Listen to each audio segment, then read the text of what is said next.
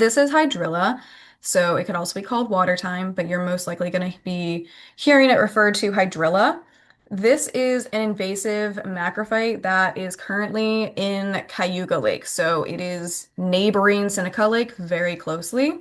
And the proximity of Hydrilla on Cayuga really increases a likelihood of infestation on Seneca just because it's right there. There's the canal up at the top, and also just boat traffic back and forth between the two lakes. There's more of a likelihood if it were to happen that it would go to Seneca Lake.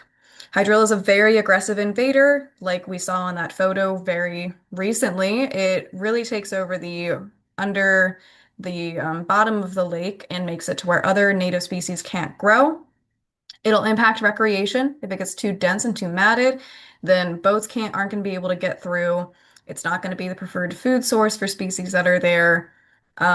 It does have a native look-alike, and I've had people mistake this native look-alike for Hydrilla a lot, but it looks like Alodia. And I'm just going to really quickly talk about some characteristics so that if you do see it, you take a minute to say, okay, does it have the characteristics of Hydrilla before you think that it might be with a really bad invasive.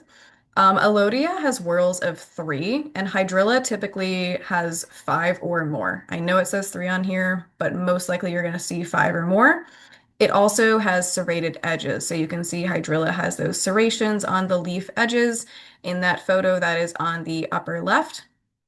Alodia has smooth margins, so it doesn't have those toothed edges on the leaves, and I just wanted to point that out.